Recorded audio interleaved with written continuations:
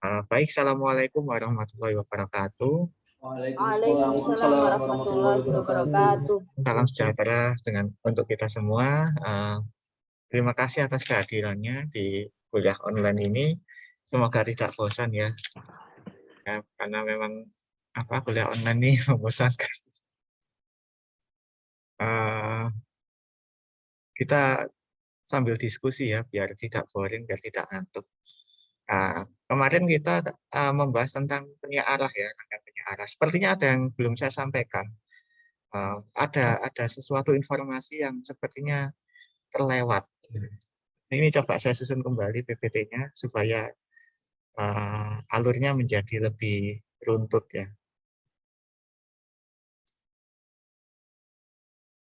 Biar lebih runtut. Hal yang harus saya sampaikan dulu.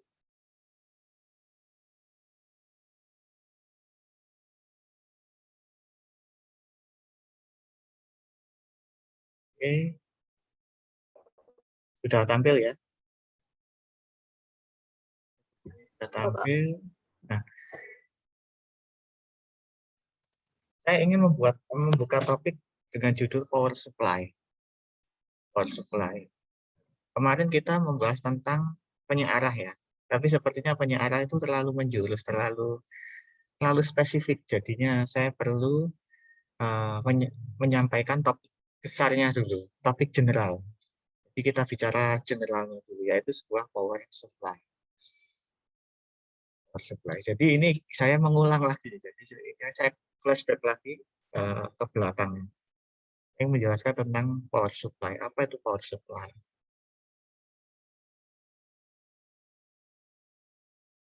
Yang akan kita bahas adalah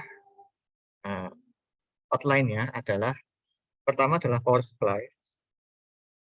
Terus sebuah pertanyaan, mengapa harus belajar power supply?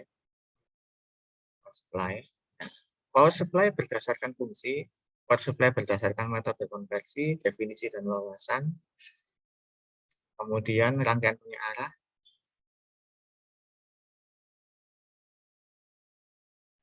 terbalik.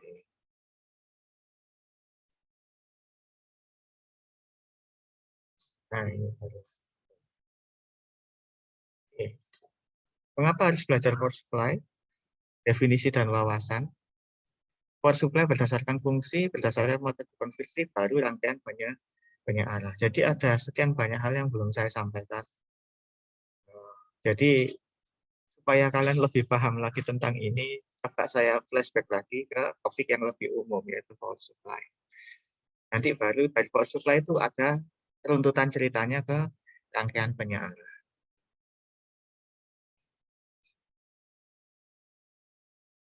Power supply, kita pelan-pelan aja ya membahasnya biar mengena. Power supply atau dalam bahasa Indonesia disebut dengan catu daya. Jadi kalau kalian mendengar istilah catu daya itu power supply, dan itu sama. Ada yang mengatakan power supply, ada yang mengatakan catu daya. Adalah suatu rangkaian listrik ya, yang dapat menyediakan energi listrik untuk perangkat listrik ataupun elektronik lainnya. Rangkaian listrik yang dapat menyediakan energi listrik untuk perangkat listrik ataupun elektronik lainnya. Pada dasarnya power supply atau catu daya ini memerlukan sumber energi listrik yang kemudian mengubahnya menjadi energi listrik yang dibutuhkan oleh perangkat elektronika lainnya. Contoh sumber energi listrik. Jadi rangkaian elektronika atau perangkat-perangkat listrik apapun ya yang ada di rumah kita, mulai dari televisi, radio, HP, apapun lah, printer, scanner, dan sebagainya, itu adalah rangkaian elektronika atau perangkat elektronika yang butuh sumber daya atau butuh listrik lah. Dan itu yang menyediakan enggak bisa PLN, listrik PLN yang ada di rumah-rumah kita itu langsung dibuat menghidupi alat-alat tersebut. Enggak bisa. Ada prosesnya.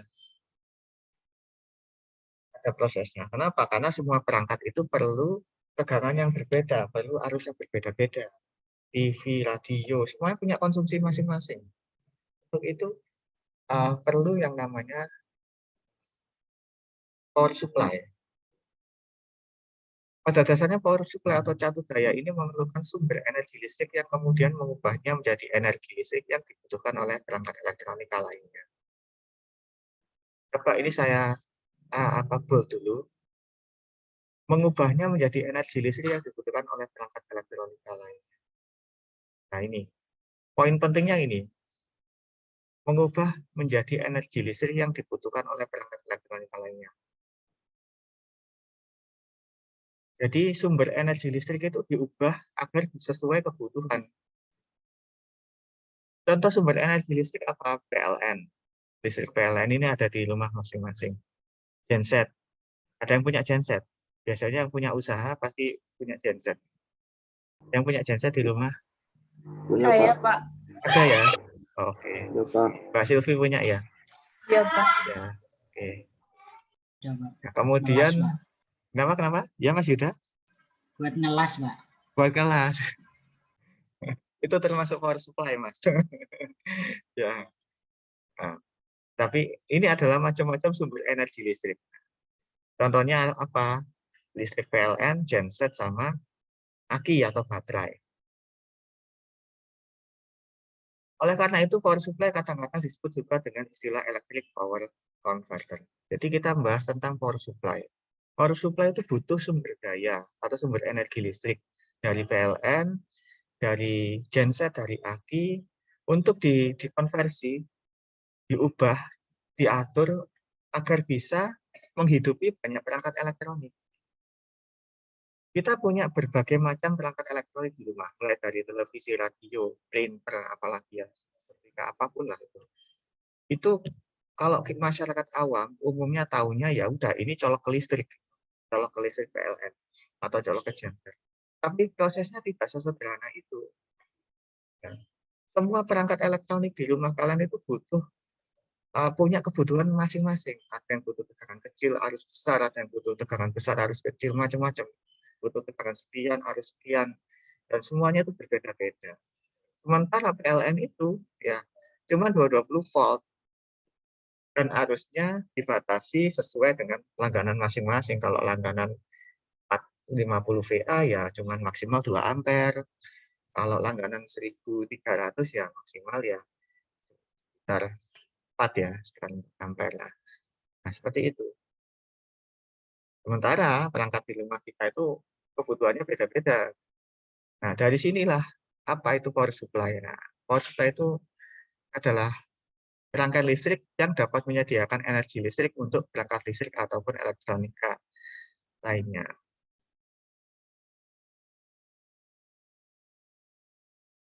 Yang ada lainnya saya ganti aja yang ada di sekitar kita.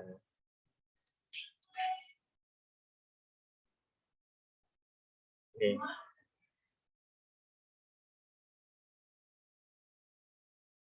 Oke. Nah, sampai di sini bisa dipahami ya apa itu power supply ya. Power supply.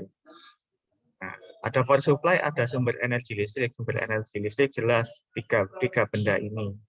Power supply adalah suatu perangkat listrik atau suatu rangkaian listrik yang dapat menyediakan energi listrik untuk perangkat listrik ataupun barang elektronik. Nah, ini aja biar lebih mengena, maksudnya bahasanya biar lebih merakyat gitu. Kalau anak-anak CE yang angkatan pertama itu, Pak tolong PPT-nya bahasanya yang lebih merakyat, Pak. Merakyat. Akhirnya ya sudah saya buatkan gimana caranya. Jadi PPT ini saya ubah setiap hari, setiap pertemuan agar bisa dipahami oleh masing-masing kelas. Gitu. Sampai di sini bisa dipahami ya?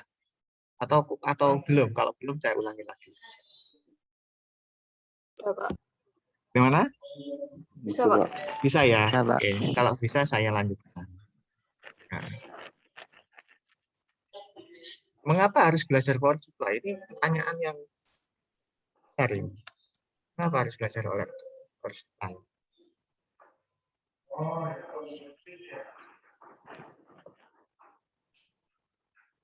Saya tambahkan poin ya. Setiap perangkat elektronik terdapat komponen yang bermacam-macam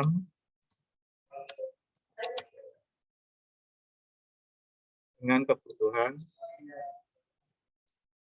energi listrik yang beragam. Nah, poin pentingnya di sini. Saya turunkan. Setiap perangkat elektronik di rumah masing-masing di sekitar kita. Setiap perangkat elektronik di sekitar kita di dalamnya terdapat komponen elektronika yang bermacam-macam jenis, beragam jenis, dengan kebutuhan energi listrik yang beragam. Kenapa kok perangkat elektronik setrika wattnya beda dengan TV wattnya beda dengan kulkas beda wattnya dengan mesin cuci, beda-beda. Setiap perangkat elektronik tersebut di dalamnya terdapat komponen elektronika yang bermacam-macam jenis dengan kebutuhan energi listrik yang beragam juga. Nah, kemudian komponen elektronika tersebut umumnya beroperasi pada daya kecil atau arus dan tegangan yang kecil. Daya itu kan arus kali tegangannya. Daya kecil itu berarti arusnya kecil, tegangannya juga kecil. Mayoritas komponen elektronika aktif, semisal IC dan transistor, bekerja pada arus dan tegangan DC. Nah, ini suatu permasalahan. Listrik PLN memiliki tegangan sebesar 220 volt dan termasuk dalam kategori arus bolak-balik AC atau alternatif DC. Padahal komponen elektronika itu umumnya beroperasi pada daya kecil, arus dan tegangan kecil. Sementara PLN 220 volt. Kemudian mayoritas komponen elektronika IC dan transistor bekerja pada arus dan tegangan DC. Sementara PLN AC. Nah, solusinya apa? Perlu melibatkan rangkaian power supply atau catu daya. Nah, disinilah fungsi dari catu daya itu.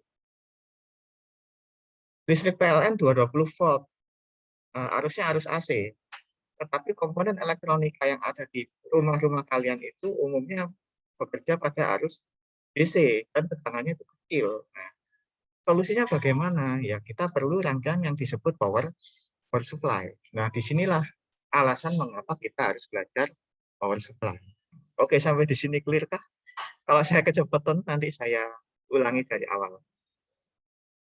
Sampai di sini jelas?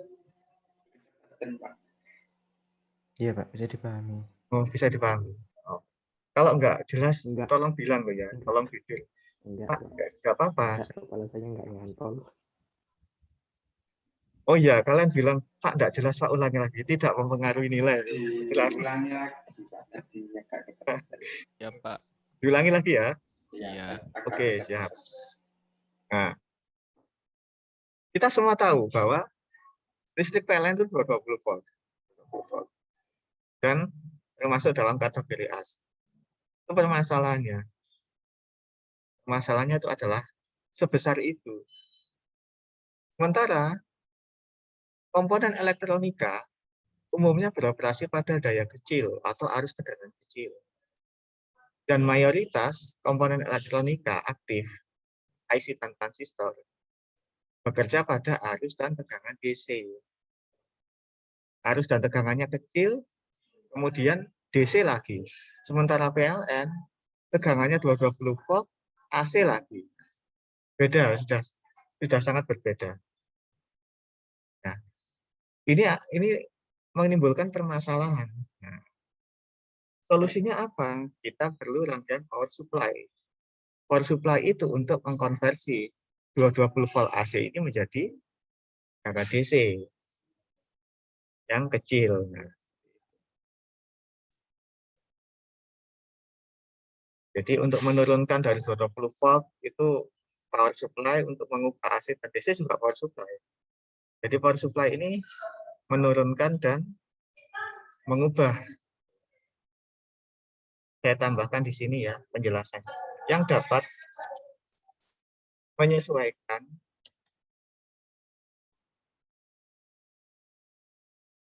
sumber listrik PLN agar dapat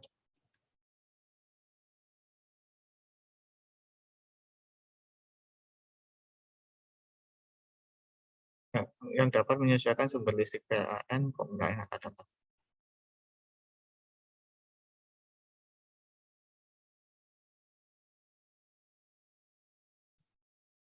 Dapat bekerja pada komponen elektronik.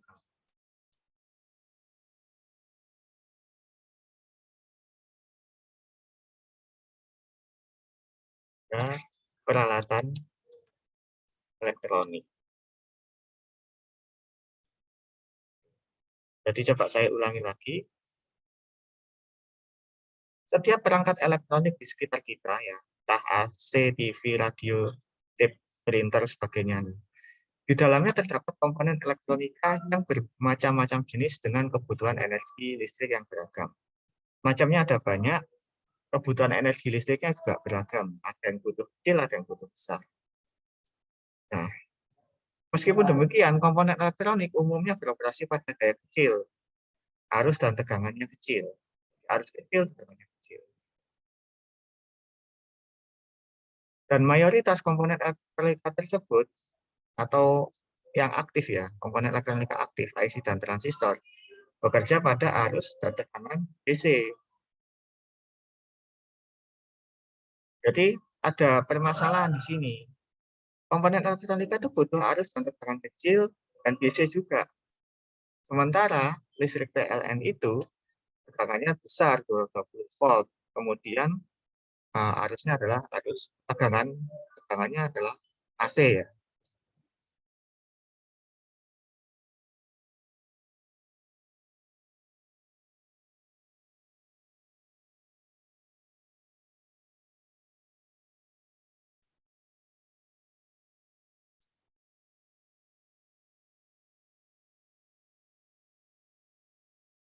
Lalu bagaimana agar listrik PLN ini bisa diterima oleh semua perangkat elektronik ini?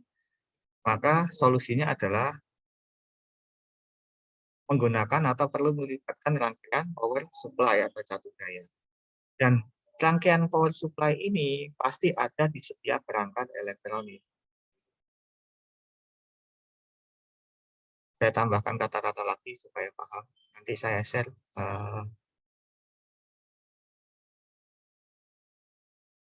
Nanti kalau misalkan PPT ini ada yang kata-kata yang tidak jelas, nanti sampaikan aja WA ke saya, Pak.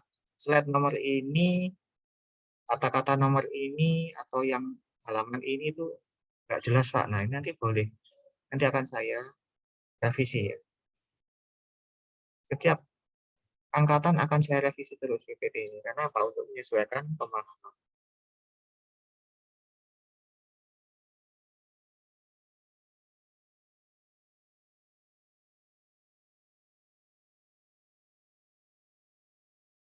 Dibutuhkan rangkaian power supply. Dibutuhkan power supply aja. Yang dapat menyesuaikan sumber listrik agar dapat bekerja pada peralatan elektronik.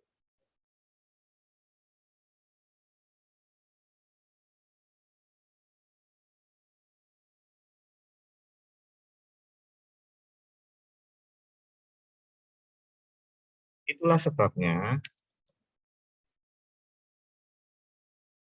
power supply ada di setiap peralatan elektronik. Mulai dari TV, apalagi printer, apalagi tape, radio lah, radio tape. Meskipun udah nggak zaman ya, DVD. Ini mungkin masih ada di rumah-rumah kalian ya. Mesin cuci ya, dan lain-lain.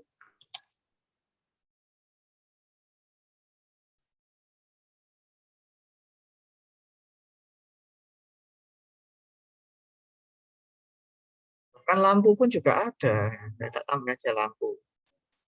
Jangan dikira lampu itu nggak ada power supply-nya, ada lampu LED lah, dan lain-lain. Setiap perangkat yang ada di rumah kalian, mulai dari yang paling sederhana, hanya sebuah lampu, sampai yang peralatan canggih pun pasti ada power supply-nya. Tapi itu ada yang terpisah dari perangkatnya, ada yang jadi satu.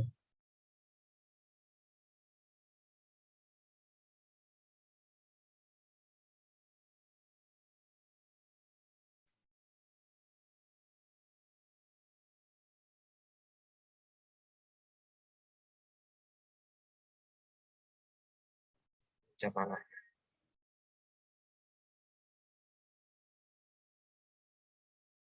Ya inilah kenapa kok papan tulis itu begitu penting ya.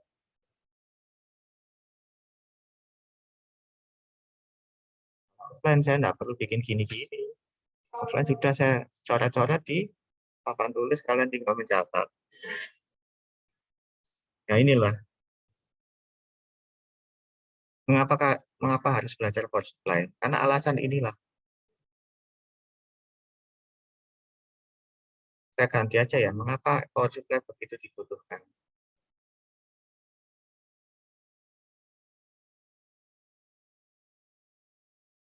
Mengapa power supply dibutuhkan.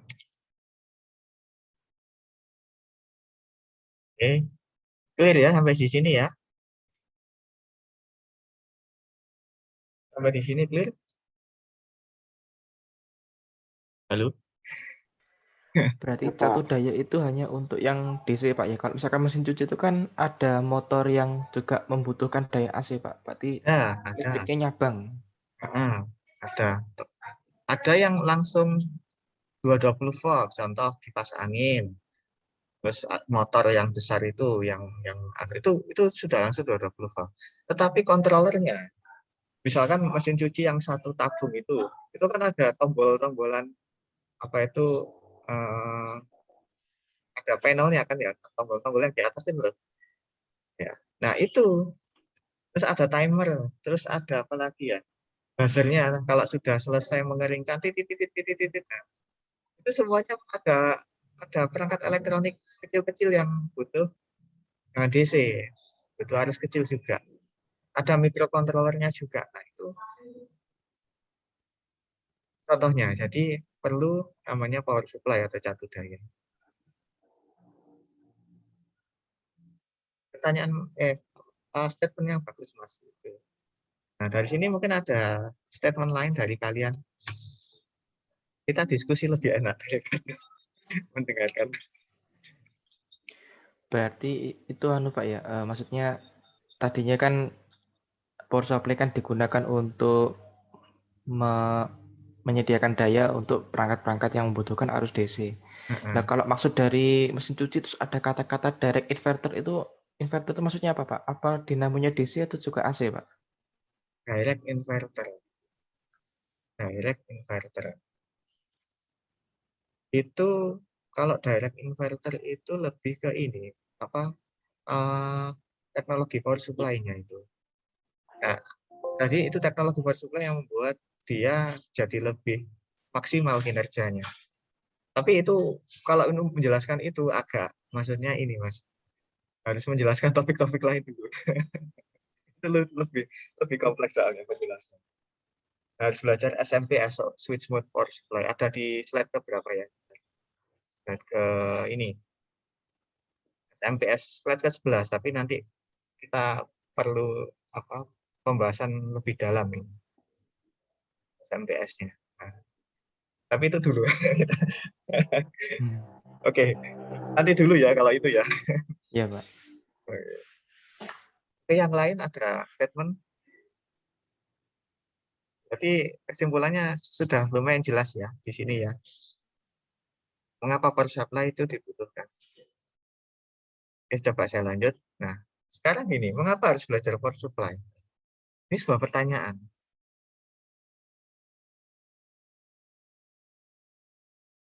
Harus belajar power supply. Ini di sisi lain, untuk memulai mempelajari ilmu elektronika, maka topik yang harus dipelajari dulu adalah tentang power supply. Jadi, power supply ini adalah topik legend. Topik yang akan diajarkan pertama kali pada saat memulai belajar ilmu elektronika. Nah, ini saya tak tanya Mas Habibie. Mas Habibie, Jadi, Iya, Pak. ya, waktu SMK dulu pertama belajar apa, Mas? Rangkaian yang pertama kali diajarkan. Belajar dulu. Ada power supply-nya kan ya? Ada, Pak. Ya, Supply ada. oh ya. Oke. Nah, itu contohnya Mas Habibie. Tapi Mas Habibie mulai belajarnya dari SMK. Tapi yang lainnya enggak usah membandingkan loh, Pak. Iya, Mas Habibie SMK. Ya, saya kan SMA, saya IPS, saya atlet aliyah. Enggak ada istilah terlambat belajar. Semuanya berangkat dari nol. Berawal dari nol. Tidak masalah. Jadi, kalau kita ingin mempelajari ilmu elektronika, kita harus memahirkan dulu di topik power supply ini. Sampai sini clear ya. Coba lihat gambar ini. Kemarin sudah pernah saya sampaikan. Ini adalah komponen elektronika diskrit atau terpisah. Hanya komponennya aja, belum diproduksi jadi satu modul. Hanya komponennya tok ya. Semua ini adalah komponen elektronik yang bekerja pada arus yang kecil, tegangan kecil. Umumnya DC.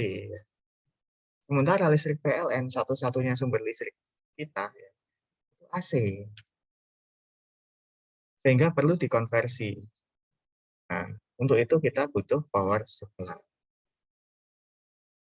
Tidak hanya komponen-komponen diskrit, komponen-komponen yang modular, yang model kayak Arduino, sensor-sensor ini. Ini kan kita beli sudah dalam bentuk jadi ya. Dia juga butuh power supply. Memang rata-rata menggunakan power supply dari USB ya. USB-nya laptop itu keluar 5 volt. Itu sudah jadi pengganti power supply. Kadang pakai power bank, yang pakai baterai dan sebagainya. Atau pakai adaptor 5 volt. Semuanya tetap butuh power supply. Baik itu komponen elektronik yang diskrit terpisah begini, sampai yang biasa kalian mainkan, yang modular, yang apa itu, begitu beli sudah langsung ada komponennya, ada PCB-nya, ada ini juga butuh power supply. Nah, ini salah satu alasan kenapa kok kita harus belajar power supply. Oke, sampai di sini clear ya? Clear? Sebetulnya kalau melihat mendengar respon kalian, mungkin banyak yang masih bingung ya.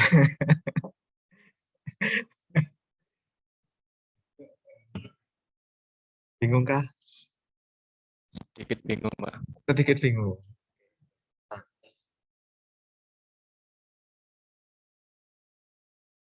coba kita lanjut aja ya. Nanti siapa tahu di tengah-tengah mungkin Mau tanya sebentar, Pak. ya, silakan. Ini apa kan saya punya komputer ya, Pak. Ada power supply-nya. Ya, power supply. Itu kok kenapa apa kabel ground ya, Pak? Selain menghilangkan setrumnya, Pak. Power supply apa itu? PC apa Iya, Pak. komputer? Iya. Oh, komputer. Untuk menghilangkan setrumnya perlu digroundkan. Iya, betul, Mas. Harus digroundkan.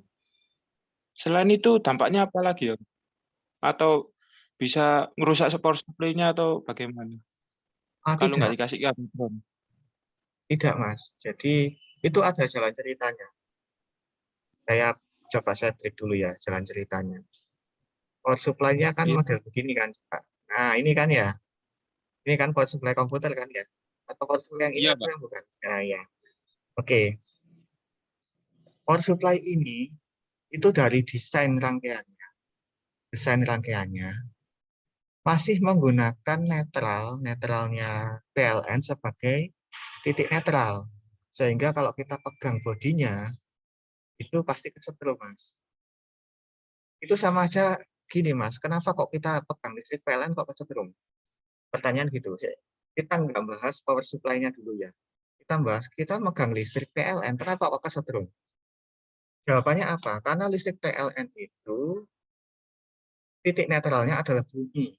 Kalau titik netralnya adalah bumi, berarti kalau kita pegang tembok, kita menginjak tanah di ubin, kita pasti kesetrum. Ingat, sifat listrik adalah mengalir dari potensial tertinggi ke potensial terendah. Potensial rendahnya itu adalah titik netralnya, dan itu bumi. kembali lagi power supply ini. Power supply ini titik netralnya adalah masih menggunakan netralnya PLN, maksudnya bumi sebagai titik netralnya. Sehingga kalau kita pegang ini pasti kesetrum. Biar tidak kesetrum bagaimana bodinya ini, bodi dari komputer atau bodi dari ini, atau pin tengah yang ada di sini itu dihubungkan ke ground. Supaya apa? Supaya listriknya nggak ngalir ke tubuh kita, ngalirnya ke ground langsung. Ke tanah ya, Pak? Ya, ke tanah. Jadi listrik nggak mau melewati tubuh kita, kan ada jalan yang lebih enak, jalan lebih mulus, yaitu langsung menuju ke ground. Itulah sebabnya kenapa kalau rumah-rumah kita sebaiknya dipasang groundnya. Kalau kita punya PC, itu kita nggak kesetrum bodinya. Gitu. Alasannya di situ. Power supply model begini ini masih menggunakan titik netral bumi sebagai titik netralnya. Itu yang permasalahannya di situ. Masalahnya di situ. Kalau lebih detail lagi nanti ada skemanya. Nah, kita bicara skema. Itu lebih jauh lagi. Ya, Pak. Terima kasih, Pak. Ya, nanti kalau misalnya kurang Pak, saya masih kurang pas, enggak apa, nanti japri aja. Kita WA. Tak jelaskan ini apa skemanya itu begini loh, Mas. Kenapa kok dia nyetrum itu ada sebuah kapasitor yang begini. Nah, itu ada alurnya. Tapi nggak ada lonjakan listrik lain ya, Pak? Enggak ada. Kalau ada petir gitu, Pak? Enggak ada masalah. Memang bagi komputer kalau nyetrum itu wajar. Itulah kenapa kita di listrik rumah kita itu instalasinya harus 3 kabel, fase 0 sama ground. Dan itu wajib. Tapi tukang-tukang yang mengerjakan instalasi rumah umumnya mengabaikan itu. Alasan penghematan kabel, groundnya nggak dipasang. Begitu si tuan rumah punya PC, PC-nya bodinya nyetrum. Itu loh. Masalahnya itu di situ. Oke ya, paham ya? Iya, Pak. Ya, oke. Bagus, tanyaan bagus. Terima kasih, Pak. Ya, sama-sama. Oke, saya kembali ke tadi mana ini. Oke. Nah, oke, ini adalah komponen elektronik modular. Mungkin kalian lebih sering familiar dengan ini ya. Nah, ini juga butuh power supply. Umumnya 5 volt. 5 volt dapat dari mana? Dapat dari Arduino. Sudah bisa dicolok langsung Arduino, Pak. Nggak perlu pakai baterai. Oke. Sekarang Arduino-nya nempel listriknya dari mana? Dari USB, Pak. USB laptop. Oke. USB laptop itu keluar 5 volt.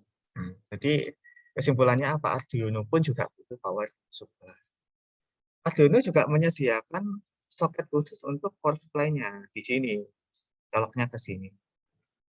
Kalian juga pastinya perlu power supply. Ini kalau yang biasa mainan Arduino. Kita lanjut. Nah, power supply berdasarkan fungsinya. Berdasarkan fungsinya, power supply itu dapat dibedakan menjadi 3, antara lain regulated power supply atau catu daya teregulasi. Catu daya teregulasi adalah power supply yang dapat menjaga kestabilan tegangan dan arus listrik meskipun terdapat perubahan atau variasi pada beban atau sumber listrik, tegangan, dan arus listrik. Nah, maksudnya bagaimana? Sekarang contoh kecil adalah listrik PLN di rumah kita. Apakah Anda percaya bahwa setiap menit, setiap detik itu stabil di 220 volt? Umumnya 230, kadang 240. Kadang kalau malam turun jadi 200. Kadang 190. Kadang 185, nggak mesti. Tetapi di rata-rata ya 220 itu. Hal itu umumnya menyebabkan output dari power supply itu menjadi turun, menjadi berubah-ubah seiring dengan perubahan sumber listriknya. Tetapi power supply itu ada yang namanya power supply yang dapat meregulasi, maksudnya meskipun tegangan listrik di PLN itu naik turun, outputnya akan stabil. Contohnya adalah power supply-nya komputer. AC input 100 sampai 240 VAC. Ini di sini lumayan menjelaskan. Coba saya besarkan dikit ya. Besarkan dikit. Nanti saya kembalikan. Nah, contoh ini power supply-nya komputer. Inputnya 100 sampai 240 VAC. Bayangin 100 sampai 240. Artinya apa? Ini jaga nih kalau listrik di rumah kita itu nggak stabil. Kadang 220, kadang 200, kadang 190. Sehingga sama pabriknya di range antara 100 sampai 240 VAC. Dengan konsumsi arus 1 sampai 5 ampere. Frekuensinya juga begitu, 50 sampai 60 Hz. Jadi kalau 51, 55 tidak ada masalah. Tetapi mereka menjaminkan DC output-nya ini stabil. Ada 3,3 volt, ada 5 volt, ada 12 volt, plus 12 volt, minus 12 volt, plus 5 volt. Ada yang ini, yang 5 volt ini arus maksimalnya 3 ampere, yang ini arus maksimalnya setengah ampere, ini 20 ampere, 20 ampere, dan sebagainya. Nah, seperti itu. 5 volt ini biasanya nyambung ke USB. 3,3 volt ini biasanya untuk chipsetnya. 12 volt sama 5 volt biasanya untuk motherboard, kemudian ini apa itu? CD-ROM gitu ya. Hard disk gitu ya. Nah, itu. Terus VGA kalau ada VGA tambahan ya, seperti itu. Pabriknya ini menjaminkan kestabilan outputnya meskipun AC inputnya ini berubah-ubah dari 100 sampai 240 VAC. Listrik PLN berubah-ubah, outputnya tetap dijaminkan dengan nilai segini, nggak akan berubah. Dia berani menjamin itu. Kenapa? Kalau ini sampai berubah-ubah, ya jebol motherboard-nya, jebol hard disk-nya. Kenapa? Karena butuh tegangan yang stabil. Nah, ini masuk dalam kategori power supply regulated ya, regulated power supply atau satu daya regulasi. Nah, ini ada di kehidupan kalian, pastinya semuanya punya ya, PC ya. Oke, saya stop dulu, saya kembalikan ukurannya, saya kecilkan lagi. Nah, di sini ada pertanyaan sampai di sini? Pak, mau tanya, Pak. Ya, silakan. Itu kan di DC output itu ada 12. 1 sama 2 itu sama aja atau gimana, Pak? Oke, betul. Pertanyaan bagus, Mas. Jadi ada 2 buah power supply dengan tegangan 12 volt. Ada 2. Masing-masing 20 ampere, 20 ampere. Jadi kalau di total bisa 40 ampere. Maksudnya 20 ampere ini bisa dialokasikan untuk hal yang lain, 20 ampere yang ini juga untuk hal yang lain. Dipisah.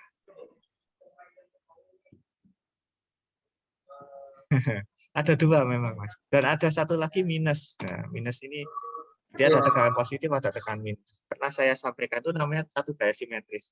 Ada positif, ada negatif. Ini contohnya. Ya, terima kasih, Pak. Ya, sama-sama. Ada lagi pertanyaan? Kalau enggak ada, saya lanjutkan. Edi, Ya. itu kalau output segitu banyak itu trafo yang digunakan trafo CT atau trafo yang lain, Pak? Nah, pertanyaan bagus. Pertanyaan bagus sekali ini. Sudah nggak pakai trafo model begitu, Mas.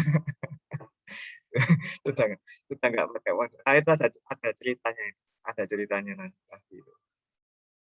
Nanti ceritanya di sini. Bahwa power supply itu ada linear power supply dan SMPS, switch mode power supply. Switch mode power supply ini contohnya ya ini yang switch mode. Switch mode. Artinya dia di-DC-kan dulu, di dalamnya juga ada trafo, tapi trafo kecil-kecil. Trafo yang trafo khusus ya. Nah, itu ceritanya panjang. Ceritanya panjang. Sudah nggak pakai trafo CT sama non CT. CT sama non CT dipakai di sini.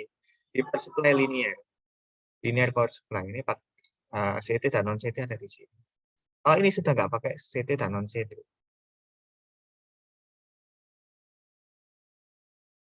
Oke, pertanyaan bagus tapi panjang. Apa Mas? Tapi jangan kapok bertanya ya.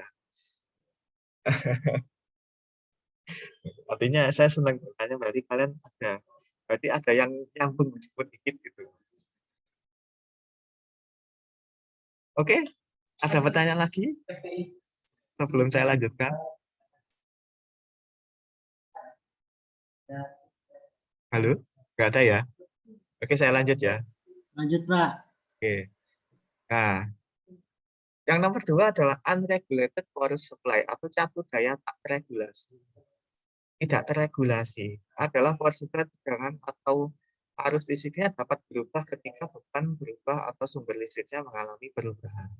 Contohnya ya adaptor biasa model begini nih, model apa itu kotak terus tancap langsung di stop kontak ini. Nah, ini umumnya terbuat dari trafo. Ada trafonya. CT apa non CT, Pak? Biasanya ada yang CT, ada yang non CT. Nah, ini apa? Tidak teregulasi, maksudnya tidak stabil. Kalau listriknya naik, maka dia ikut naik. Listrik PLN turun, dia ikut turun. Kemudian di sini juga dijelaskan dapat berubah ketika beban berubah. Maksudnya ini kalau diparalel dengan banyak komponen, lama-lama dia juga bisa turun. Diukur 12 volt, begitu ditancapin ke peralatan, turun jadi 11 volt bisa terjadi.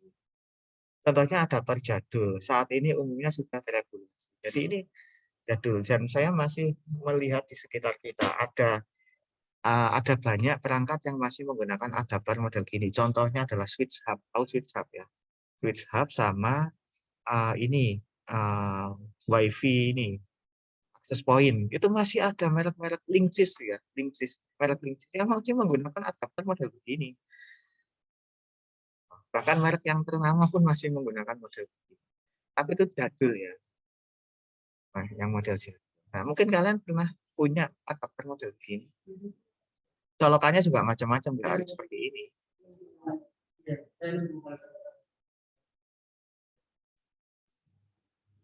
Misalkan ya gimana? Itu cara baca spesifikasi kalau ini apa yang tidak teregulasi dan teregulasi itu dari inputnya itu aja, Pak.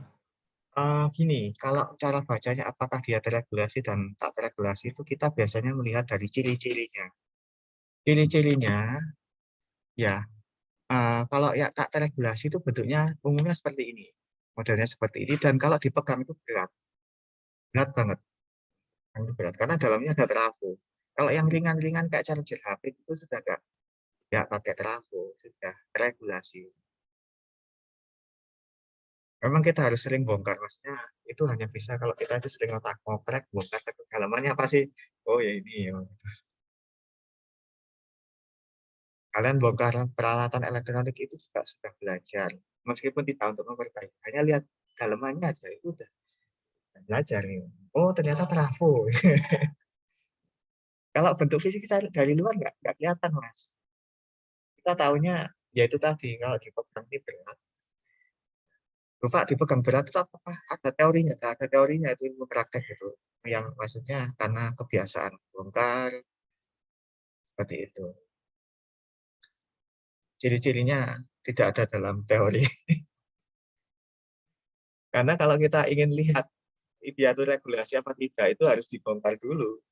Ada komponen-komponen yang memang dia itu sebagai peregulasi, contoh IC 7805, IC LM312, IC sekian-sekian, itu ada tipe-tipe tertentu yang itu familiar. Kalau ada IC itu di rangkaian elektronik, ini pasti penstabil. Dan itu dikatakan catu daya teregulasi. Tapi kalau kita nggak bongkar, nggak tahu. Kita hanya mendengar ciri-cirinya. Ciri-cirinya apa Pak? Ciri-cirinya kalau dipegang berat, itu pasti trafo dalamnya. Dan itu biasanya tak teregulasi. Nah, cuman bisa begitu, Mas. Tapi pertanyaan sama bagus. Oke, Mas. Halo. Yang lain, apakah bisa mengikuti cerita saya? Bisa, Pak. Insya Allah. Kalau bisa ya. Nah, sekarang saya lanjut lagi. Adjustable power supply. Nah, ini. Sebelum saya ngomong lebih lanjut, ada yang sudah pernah melihat benda-benda ini? Wah, ini aja. Sudah, Pak. Enggak ya? Gimana? Dulu pernah praktikum, Pak. Pernah praktikum, ya. Betul. Ini adalah alat-alat praktikum kita. Nah, ini adalah adjustable power supply. Adalah power supply yang tegangan dan arusnya dapat diatur sesuai kebutuhan dengan menggunakan knop mekanis. Contoh knop mekanis mana ini loh? Cetek ini loh, 0, 3, 6, 9, 12. Nah, ini untuk ngatur tegangannya kita butuh berapa volt, 3 volt kah, 6 volt kah, apakah 9 volt, apa 12. Nah, ini ada model begini, ada model begini, ini sama saja. Ini tipe yang terregulasi. Ada lagi yang unregulated adjustable power supply. Contohnya model begini. Ini anak CE1 perasaan pernah bawa model begini, sampai ya saya lupa. Jadi ini adapter yang bisa diubah-ubah 3, 4,5, 6 volt. Pak saya besarkan. Anak CE1 ada yang pernah bawa benda ini. Atau enggak harus mereknya Vicero ya, merek lain lah. Apa ya waktu itu ya? Tapi kalian tahu benda ini kan ya? Iya, Pak. Benar. Tahu ya? Oke, ini juga termasuk power supply. Adapter itu nama lain power supply. Kalau kalian pergi ke toko listrik beli power supply, jangan bilang power supply, bilang adaptor, mereka tahu. Power supply nggak tahu, itu kan istilah teknis, istilah keilmuan power supply. Tapi masyarakat lebih biasa menggunakan istilah adaptor. Di apa Pak adaptor? Paham ya? Nah ini 3 jenis power supply berdasarkan fungsinya. Ada yang fungsinya untuk adjustable, maksudnya bisa diubah-ubah. Ada yang tak terregulasi. Tak terregulasi itu kenapa? Karena alat-alat tersebut tidak butuh listrik stabil. Yang penting ada gitu. Itu biasa menggunakan ini. Atau rangkaian stabil tegangannya ada di perangkatnya sendiri sehingga dia nggak butuh stabil di sini. Nah itu juga ada. Ada lagi yang memang dia itu terregulasi. Contoh ini power supply-nya PC. Power supply-nya PC ini tetap di sini nggak akan diubah-ubah, yaitu 3,3, 5, 12, 12 minus 12 plus 5. Nah, ini nggak akan diubah-ubah. Kita nggak boleh ngubah-ubah ini. Kenapa? Ini sudah distandarkan dengan motherboard. Ya kalau kita ngubah-ubah ini, nggak cocok sama motherboard. Motherboard bisa rusak. Ada power supply memang kebutuhannya harus cocok, harus pas. Ada yang kebutuhannya untuk diubah-ubah. Contohnya ya yang ada di lab ini. Uji coba lah istilahnya ya.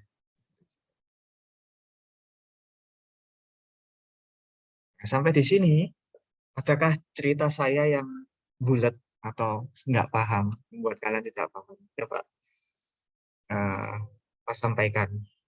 Pak Edi ceritanya bulat di bagian ini. Nggak apa-apa. Halo? Apakah bisa dipahami cerita saya? Ya Pak, bisa Pak. Bisa ya? Bisa, ya. Pak. Ya, nanti kalau nggak paham, kalian harus justru bilang, Pak belum paham, nggak apa-apa.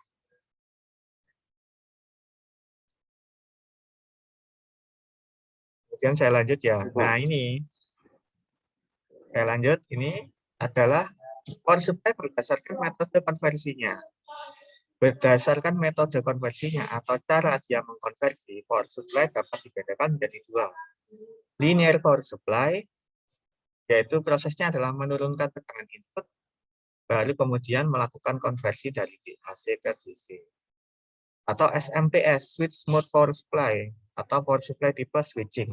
Ini yang paling rumit ya, yang paling rumit dan hingga saat ini banyak dipakai.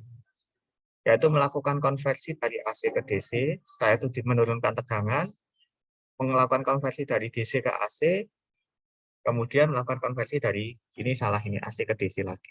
Jadi ada berapa kali perubahan AC ke DC, DC ke AC diubah lagi ke DC. Nah, seperti ini.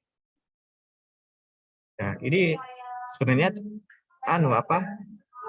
prinsip kerja yang buletisasi, bulet ya, dari AC ke DC diturunkan, kemudian dari DC ke AC, sudah AC diubah lagi jadi DC. Nah, mengapa kok begitu Pak? Kok sedemikian rumitnya? Untuk mendapatkan efisiensi yang tinggi. Jadi kalau menggunakan trafo itu bentuk fisiknya besar, berat, bentuk fisiknya berat, dan arusnya itu nggak besar. Trafo itu kita butuh 10 ampere misalkan. trafo 10 ampere itu bayangkan seberapa besarnya 10 ampere. Bisa jadi satu printer itu 10 ampere murni itu. Kan kita nggak mungkin masa peralatan itu umumnya pabrik mendesain peralatan elektronik makin lama makin kecil, makin ringkas, makin murah, makin wattnya makin kecil kan. Kalau masih menggunakan linear power supply yang berbasis trafo, itu sudah tidak nututi, tidak mungkin lagi. Itulah sebabnya menggunakan switch mode power supply. Meskipun resikonya adalah komponennya jadi lebih kompleks. Dari AC ke DC diturunkan, kemudian dari DC ke AC, kemudian dirubah lagi AC ke DC. Ini yang harus mereka lakukan untuk apa? Menekan biaya produksi, menurunkan dimensi dari atau ukuran dari peralatan elektronik yang diproduksi itu sendiri. Nah, terus dan berbagai macam alasan lain. Nah, yang sekarang dipakai adalah SMPS. Bahkan charger HP kalian, entah kalian merek HP Samsung ataupun itu kan charger itu kan ringan sekali ya. Itu karena menggunakan SMPS, tapi tidak menggunakan trafo. Kalau masih menggunakan trafo, itu pasti berat. Kalau HP-HP yang jadul sebelum zaman Nokia Tena itu masih pakai menggunakan trafo ya. Tapi kalau zaman sekarang ini sudah nggak zaman, tapi sudah menggunakan SMP. Meskipun sudah tidak zaman, ini masih layak untuk dipelajari.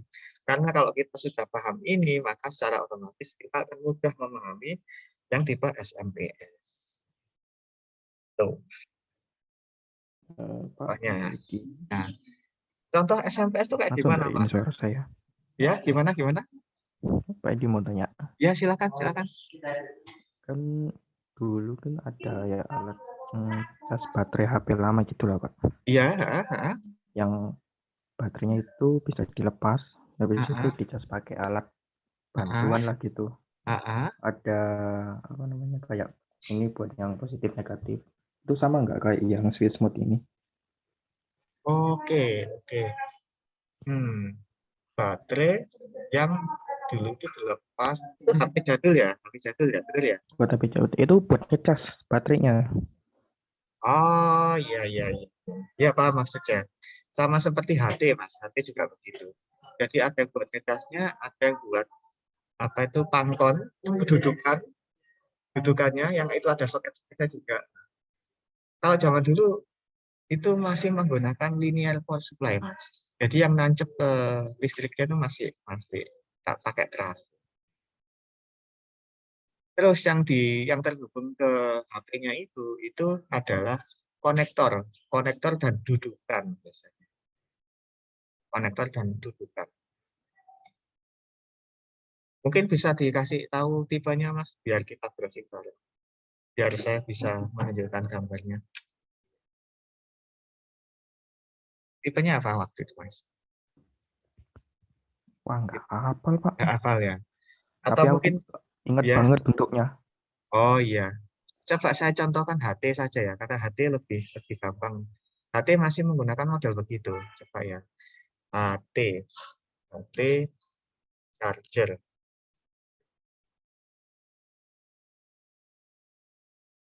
Nah, model gini kan ya, kalau HT. Jadi HT-nya ditaruh di sini, ini chargernya, ini dudukan sekaligus. Nggak muncul, Pak. Oh, nggak muncul ya? Sorry. Iya, saya lupa. Nah, kayak gini Mas ya. Mungkin kurang lebih begini ya. Sejenis mungkin ya. Sejenis begini ya. Iya. Iya, betul ya. Ya, seperti ini ya. Iya. Nah, yang ini, yang totoknya ini yang masuk ke listrik, ini masih trafo Mas ini. Di trafo. Nah, ini hanya dudukan sekaligus konektor. Jadi HP, ini kan HP ya, kebetulan ini HP. Yang Mas ceritakan tadi, HP itu ditancapin di sini supaya apa? Supaya kondisinya ngecas dalam keadaan berdiri. Jadi tinggal ngambil gini kan enak kan. Kan keren gitu ya. Ini cuman konektor saja ini. Jadi kalau ini mengubah konektor begini jadi konektor begini agar pas dengan baterainya. Ini kan konektor baterainya. Seperti itu. Terus di sini ada indikator full apa empty ya. Ini power full. Nah, ini juga hanya apa itu komponen-komponen yang indikator aja. Kalau full ya dia nyala, kalau belum ya enggak nyala seperti itu. Intinya sama, Mas, sama. Pasti pakai linear ya. Yang ini pakai linear. Belum pakai switch mode. Oke, Mas Irfansyah, sampai sini memuaskankah? Iya, Mas. Nggak apa-apa, nanti kalau menimbulkan pertanyaan baru bisa WA saya. Ya, saya kembali ke, kita sampai jam berapa ya? Jam 11 ya? Apa kelamaan? Kalau sudah capek bilang ya.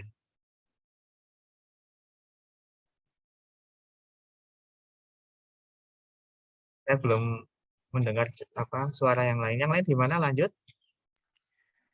Pak, Lanjutkah? saya punya pertanyaan, Pak. Pertanyaan ya gimana, Mas? Yang linear power supply itu, sebentar, saya ganti ke kamera ini, Pak ya. Oh ya. Ini termasuk linear power supply ya, Pak ya?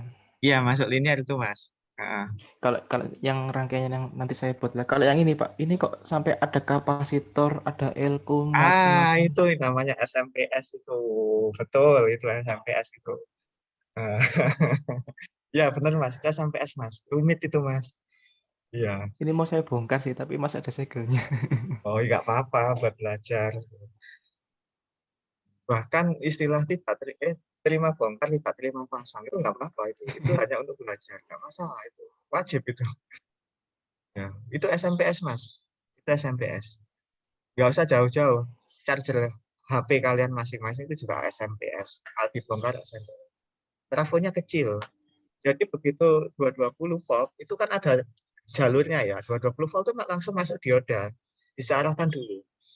Setelah itu masuk ke transistor MOSFET. Transistor MOSFET menghidupkan trafo. Output trafo otomatis jadi AC kembali. Jadi AC kembali baru di DC kan. Jadi ada 4 siklus, 4 langkah. Meskipun rumit ya, tapi itulah yang teknologi terbaru yang lebih bagus dari teknologi sebelumnya.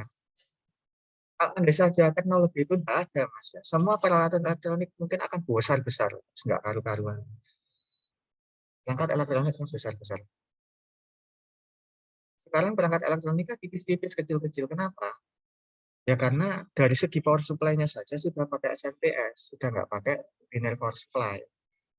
Bayangin kalau alat yang kalian punya itu butuh 10 ampere. Berarti trafonya 10 ampere. Dan trafo 10 ampere itu sebesar printer.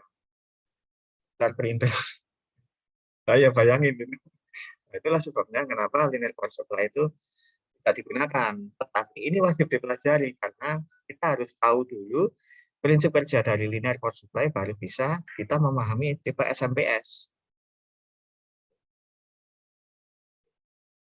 Kalian bagus, Mas. Oke, saya lanjutkan ya. Saya lanjutkan. Jadi power supply itu ada dua, linear power supply dan SMPS. Prinsip kerjanya yang linear lebih sederhana, yang SMPS lebih rumit. Nah, kita ke linear dulu, linear power supply dulu. Karena ini yang paling mudah untuk dipelajari. Nah, ini adalah contoh power supply linear. Power supply linear dengan tipe spesifik unregulated adjustable power supply. Unregulated itu yang ini ya. Yang unregulated ini ya. Tapi dia bisa di-adjust. Oh maaf, maksudnya ini ya, unregulated adjustable power supply. Nah ini, yang ini, itu skemanya kayak gimana? Skemanya itu begini. Nah ini, jadi ada saklarnya yang memilih apakah 3 volt, 4,5, 6, 7,5, 9, 12, ada saklarnya. Masuk ke dioda, ini namanya dioda jembatan. Saya belum menjelaskan penyearah jembatan ya, ini namanya penyearah jembatan. Kemudian masuk ke filter, dan masuk ke resistor beban. Kemudian ini ada indikator. Ini adalah dalemannya dari adaptor yang itu tadi, yang harganya 35.000 tadi. Kemudian ada lagi power supply yang regulated. Regulated ini terregulasi. Ada komponen-komponen yang fungsinya untuk meregulasi. Contohnya adalah IC LM317. Artinya ada 3. Nah, ini. Kemudian ada pengatur tegangannya. Namanya adjustable berarti harus bisa diubah-ubah tegangannya. Regulated berarti harus terregulasi. Kalau bebannya ini ditambah lampu, ditambah apapun, ini nggak turun. Karena dia sudah terregulasi. Meskipun listrik di sini ini naik turun, dia akan tetap sesuai dengan pengaturan kita. Kalau kita setting 5 volt, ya akan tetap 5 volt meskipun listrik 220 voltnya berubah-ubah. Nah, kemudian ini adalah penyaring gelombang penuh, dan ini adalah filter. Nah, ini contoh regulated adjustable power supply. Ada lagi regulated power supply, jadi nggak di-adjust, nggak diubah-ubah. Contohnya adalah ini IC 7805. IC 7805 itu berapapun inputnya, keluarnya pasti 5 volt. Nah, ini sudah bisa dipakai untuk otak-atik sensor-sensor ini. Nah, ini adalah skema-skemanya ya. Tapi saya nggak bisa menjelaskan detail di sini karena saya harus menjelaskan detail mulai dari setengah gelombang, kemudian gelombang penuh dulu, kemudian baru penyaring jembatan, seperti itu. Saya harus menjelaskan itu dulu. Saya nggak mungkin menjelaskan ini langsung ya, yang komponen-komponen atau rangkaian. Karena ini ada alur ceritanya. Oke, ini contohnya.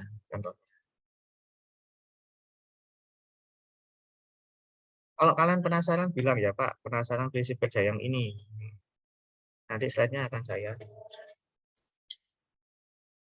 Linear power supply. Linear power supply terdiri dari satu komponen penurun tegangan, rangkaian penyaring, filter, pengatur tegangan, adjustable, dan penstabil tegangan. Jadi, linear power supply itu macamnya juga ada banyak. Yang tadi saya sampaikan ya. Ada yang regulated, ada yang unregulated, ada yang adjustable.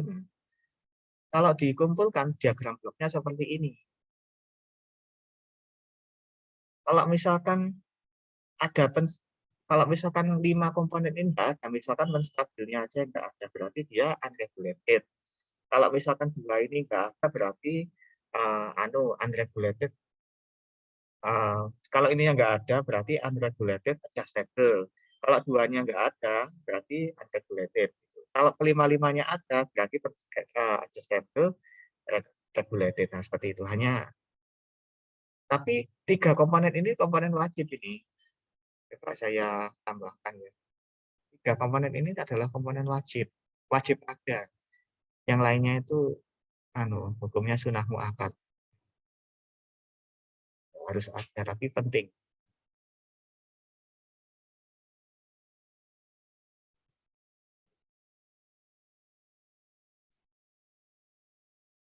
Masih kurung kurawal.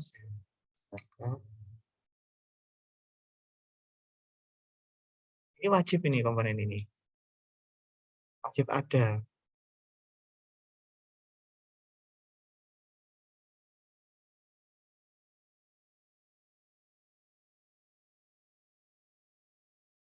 Komponen wajib.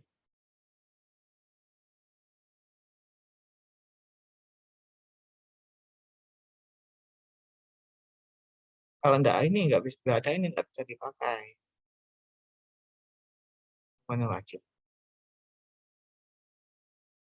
Sementara yang kemarin saya jelaskan cuman penurun tegangan sama penyaring. Cuman trafo dan diode. Saya belum membahas ke filter, belum membahas ke pengatur tegangan, belum membahas ke penstabil tegangan, belum. Contohnya adalah ini. Nah, trafo ini adalah penurun tegangan. Dioda penyaring gelombang penuh, ini adalah rangkaian penyaring. Kapasitor elko ini adalah filter.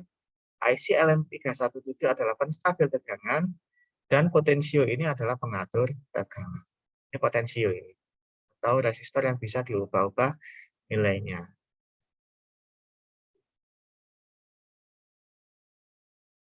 Kemudian, komponen penurun tegangan tentunya adalah trafo ya.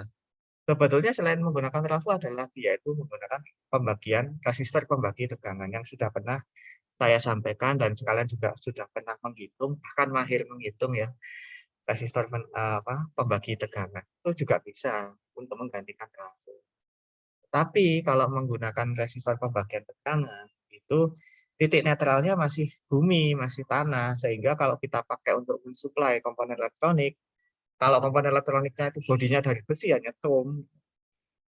Yang aman apa Pak? Yang aman ya pakai trafo. Karena apa? Misalkan kita pakai 12 volt, titik netralnya bukan lagi tanah, bukan lagi bumi, tapi CT ini. Kita pakai yang ini, 12 volt yang ini, titik netralnya mana? 0, yang ini. Jadi kita nggak akan kesetrum. Kenapa? Titik netralnya bukan lagi bumi. Titik netralnya adalah trafo itu sendiri. Itulah sebabnya kenapa kok perangkat-perangkat elektronik yang dihidupkan dari trafo itu nggak nyetrum. Tidak nyetrum. Jadi kalian jangan khawatir kesetrum. Karena titik netralnya bukan lagi bumi, bukan lagi tanah, tapi adalah trafo itu sendiri. Nah, baru dari sini kita menjelaskan tentang rangkaian penyearah. Rangkaian penyearah ada 3, ada setengah gelombang, gelombang penuh, penyearah jembatan. Nah, baru materi yang kemarin saya sampaikan. Ini adalah topik generalnya ya. Jadi saya ulangi lagi bahwa linear power supply itu ada 3 komponen wajib, yaitu penurun tegangan, penyearah, rangkaian penyearah, dan filter. Penurun tegangan apa? Penurun tegangan itu adalah trafo, contohnya. Salah satu contohnya adalah trafo. Penyearah, rangkaian penyearah itu apa saja sih? Rangkaian penyearah itu ada setengah gelombang, gelombang penuh, maupun penyearah jembatan. Yang ini dari minggu-minggu kemarin sudah kita pelajari satu persatu. Yang belum adalah penyearah jembatan. Sampai di sini ada pertanyaan. Kalau belum, minggu depan saya akan ulangi materi ini.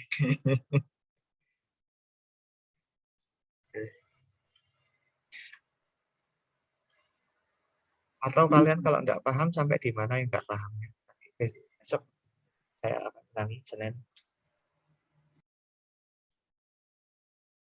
Yang mana kira-kira? Kata yang belum dipahami? Kamu tanya kenapa? Ya, silakan Mas apa ini? Mas Kafif, ya Mas Kafif. Kalau misalnya kan sekarang teknologi alat-alat komunikasi kan sekarang itu pakai wireless charging. Itu bagaimana ya Pak? Oke, wireless charging ya. Kan sekarang Prinsip nggak pakai kerjanya. power supply. Ya Pak, kan sekarang nggak pakai power supply yang biasa, pakai wireless charging. Oke. Apakah sama atau bagaimana Pak? Oke. Ya, bagus pertanyaannya Mas. Pertanyaan yang sangat bagus. Wireless charging itu adalah modifikasi dari linear power supply.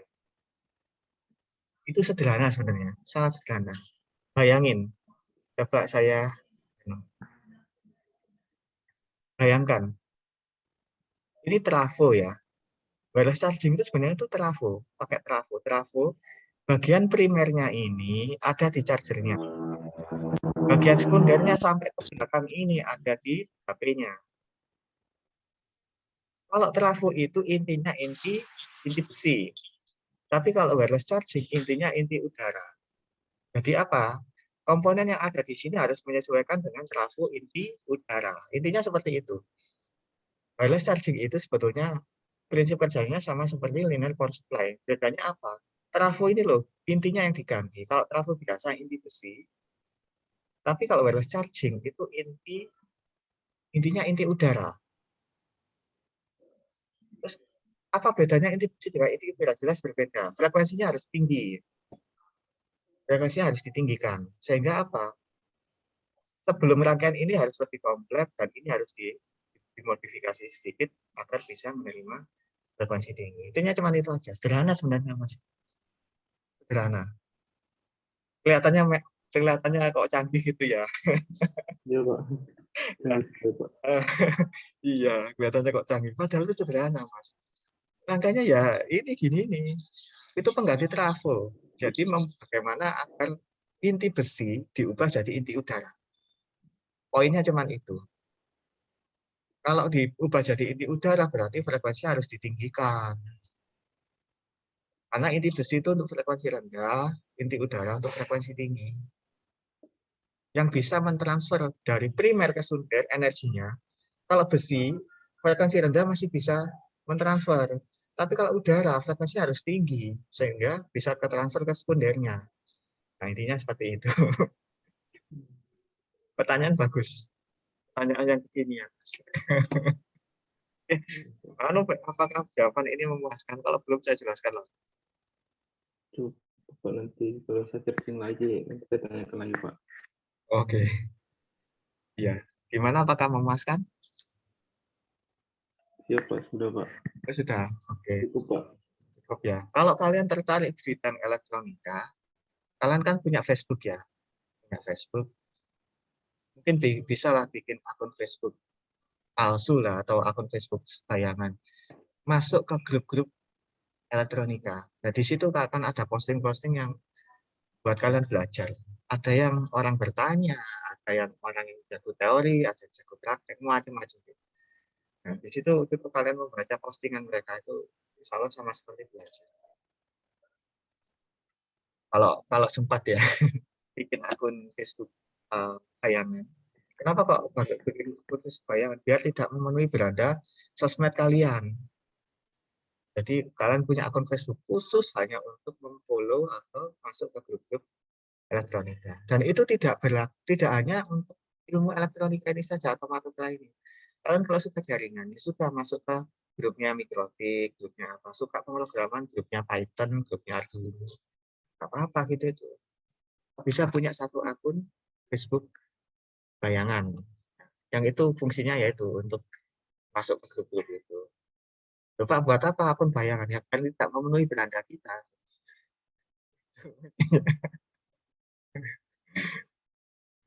Oke, itu pesan dari saya.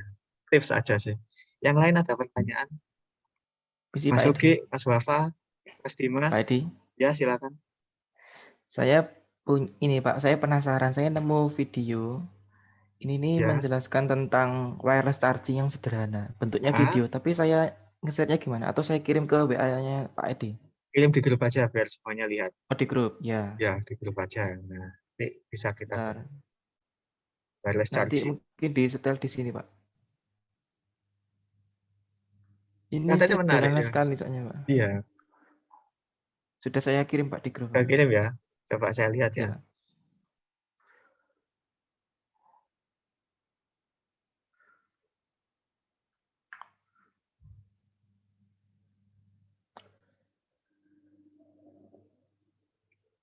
Oke.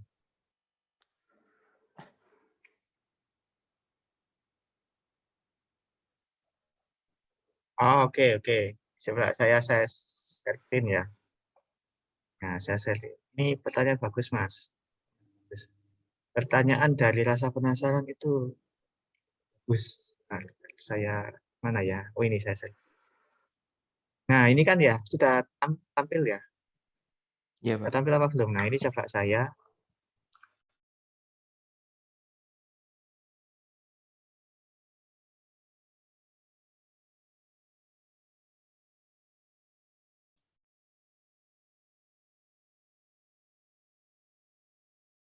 bagus, Mas. Jadi ini sama sebetulnya. Sebetulnya sama. Ini tuh adalah trafo sebenarnya. Memang kelihatannya, loh ini kan kumparan, Pak. Iya, kumparan. Tapi ini adalah satu bagian yang terhubung baterai, itu bagian primernya. Yang terhubung ke LED, ya, ini bagian sekundernya. Ini bagian sekundernya. Nah, terus Mas Lutfi kalau misalkan suka yang ini, ada yang lebih sederhana lagi namanya Joultif. Coba saya istilahnya Joultif. Joultif. Ini komunitasnya banyak sekali. Banyak anak-anak SMA itu sukanya mainannya Joultif.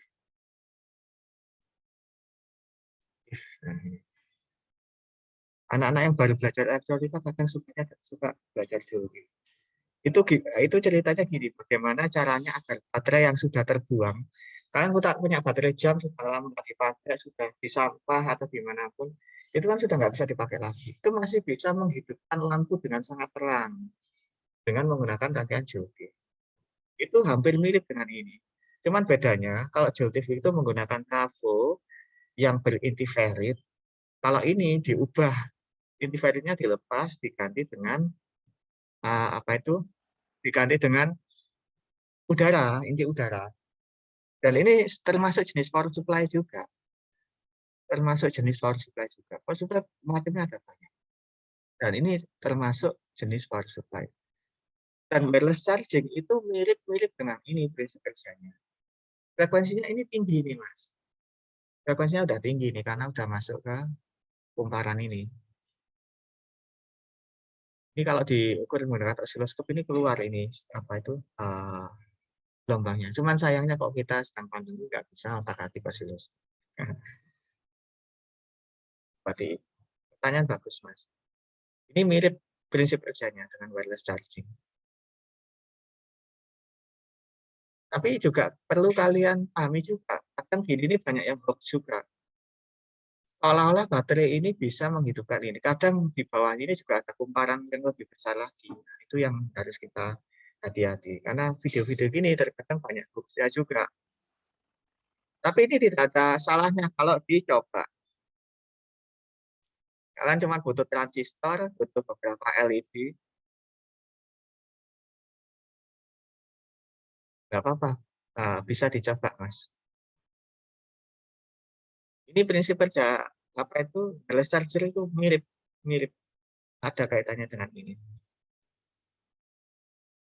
Karena dua buah kumparan ini sebetulnya adalah trafo.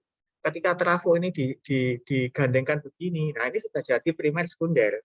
Kalau terlepas gini, ini hanyalah dua buah kumparan yang tidak ada fungsinya. Tapi begitu dia disatukan gini, sudah menjalani peran satu sebagai primer, satu sebagai sekunder. Meskipun tidak ada inti, ya inti udara. Ya seperti itu. Itu pertanyaan bagus itu. Kalau mau coba Mas Lutfi.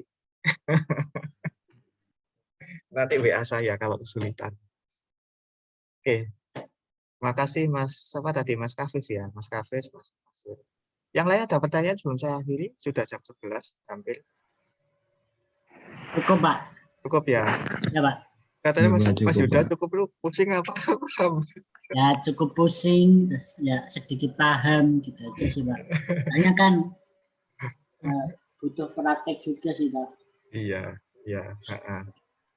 Kalau memang elektronika kalau nggak praktek, aduh susah memahaminya. Sulit, Pak. Ya, sulit. Ini aja, kalian kalau misalkan kalian, Pak, saya punya uang jajan. Saya mau bikin peralatan elektronik, apa yang harus saya buat? Nanti WA saya. Tapi ini kalau yang punya uang jajan aja, oh, enggak, jangan. Karena ini kondisi pandemi, keuangan juga lagi sulit. Saya paham kondisi kalian juga. Cukup ya, kalau nggak ada pertanyaan, saya tutup ya. Saya stop share dulu. Saya ulangi lagi presensinya. Mas Luis, hadir Mas Luis? Mas Luis hadir? Mas Elang? Mas hadir, Pak. Mas Elang hadir. Hadir, Pak. Mas Diko hadir ya? Luis Mas hadir, Pak. Oh, Mas Luis. Mas Diko hadir? Hadir, Pak. Hadir ya. Mas Taufik? Taufik? Oh, mau Jumatan ya? Oh iya. Oke, baik. Saya akhiri. Yang CE2, Mas Marco, Mas Effendi? Wafa belum di absen, Pak. Oh iya, Mas Wafa. Iya. Saya dari tadi lihat Mas Wafa belum absen. Mas Ari?